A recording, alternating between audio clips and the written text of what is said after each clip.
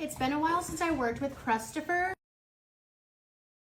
who I made in January, so I want to make a loaf. It's bubbly and ready. I took him out of the refrigerator and it's taken me quite a few days to get him ready again.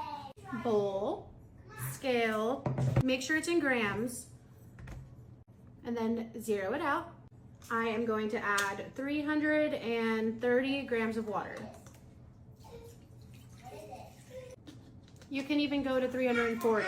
I do between 330 and 350 grams of water. And then I am going to do about 125 grams of Christopher. Make sure you zero it out again.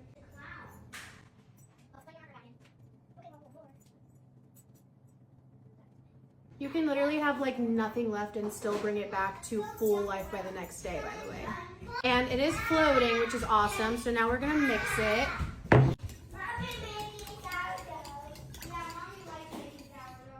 We're gonna grab our scale again and put this on there.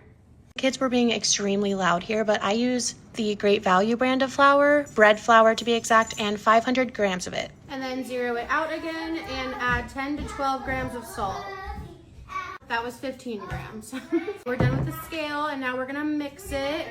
I have one of those sourdough mixing tools, and honestly, yes, it does make all the difference. And sometimes when I'm mixing it, I do add more water if I need to. Like if it's just a complete pain to mix. Okay, so this is a good shaggy mixture. This is what it looks like right now. Now we need to cover it and leave it be for 1 hour. All right, I will be back in an hour where we will do stretch and folds every 30 minutes for 2 hours. And we're gonna feed Christopher.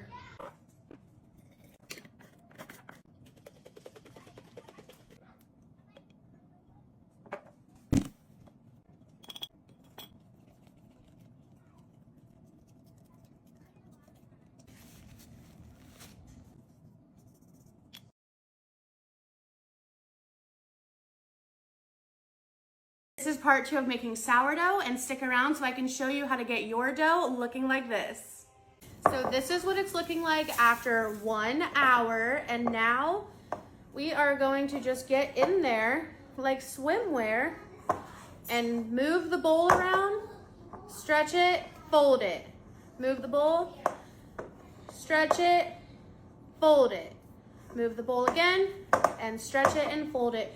Now, sometimes you might feel a little bit of like harder parts, the water and the flour didn't mix, and you can try to work that in with your hands. And then it's up for debate how many times people go around and do it, but personally I usually only do 1 set and wrap. So I will see you guys in 30 minutes. Okay, this is 30 minutes later. This is our second of 4 sets of stretch and folds. We're just gonna do the same thing, grab a corner, fold it over. Turn the bowl.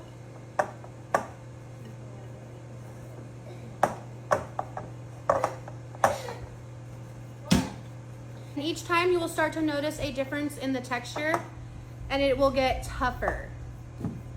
So we're gonna leave that and I'll see you in another 30 minutes. And this is 30 minutes later, so this is an hour and a half in, and we are doing the same thing. And that texture is a lot tougher now.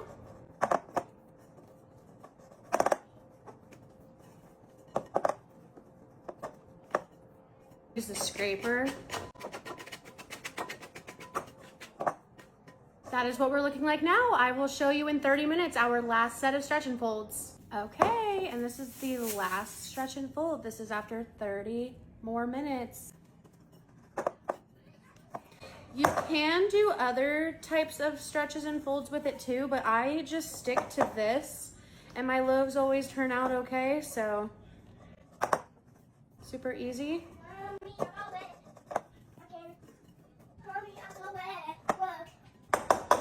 For this last one, I'm just doing it more times to toughen it up a whole bunch. It's 7:30 p.m. now. I will probably get up around 3:30 or 4 a.m. to check on it, and you'll get to see what it looks like once it's ready. I'll see you tomorrow. Okay, it is the next day. It is 10 a.m. I should have gotten up much earlier to shape this, but I didn't. But It's jiggly, and I think because my house was cold, it's still good. I don't think it's too overproofed, over fermented, so I'm gonna go ahead and shape this and then bake it later. So make sure you stick around for part 3 to see this shaped and baked. This loaf turned out absolutely amazing. This is part 3 and we are going to be shaping and baking. So let's go. I'm going to flour my surface and we're gonna scrape this out.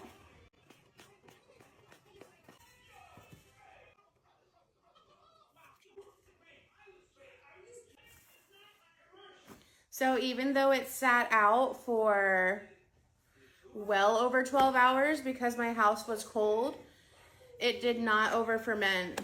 I got really lucky. If your house is warmer, you cannot let it sit out that long. It will over ferment and need to be focaccia instead.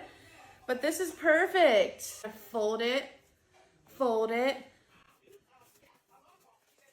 Then we're just gonna shape it, and this is just how I do it. I'm not an expert at sourdough, but I do make pretty good loaves. So we're just forming it into a ball and rolling it around on the counter. I've got my banneton, and I'm going to flour my banneton so it doesn't stick. We're gonna pick up our rolled dough, and we're gonna put it in upside down. And this is what it's looking like. And we're going to cover it. And now I'm going to put it in the refrigerator for probably 4 or 5 hours. Let's put it in the fridge and I'll see you in a few hours. Now I'm gonna place my Dutch oven in the oven at 475 and let it preheat. My best friend actually gave this to me. Before I was using like a turkey roasting pan, so I'm excited. The oven is about preheated and this is what we're looking like after the refrigerator. I'm gonna put a little bit of flour on this. Put it on there like that, and then we're going to flip.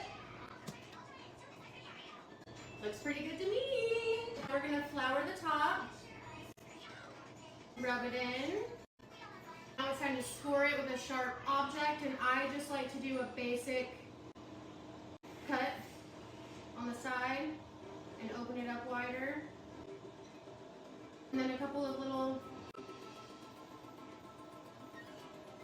There's our beautiful basic loaf. We're gonna put it in the oven. It's super hot. The crustifer in there. I'm gonna bake this for 38 minutes, take the lid off and bake it for another 10 minutes, and I'll show you what it looks like when it's done.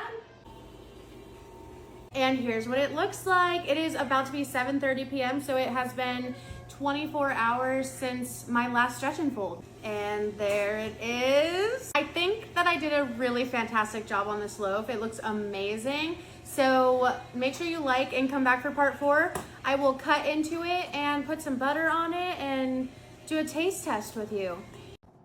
Okay, it's been cooling for a long time, so it's time to cut it. This might be the depressing time, we'll see.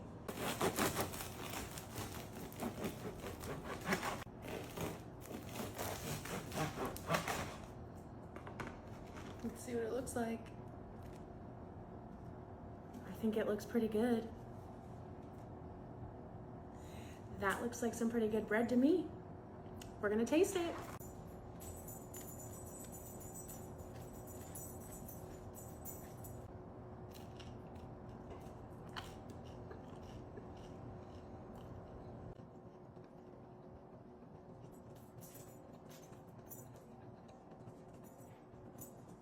That is good.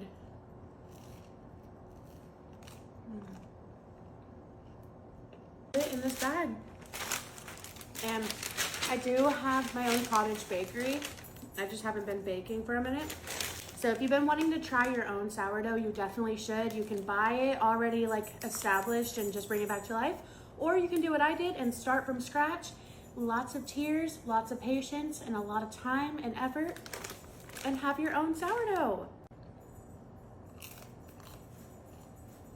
Bye.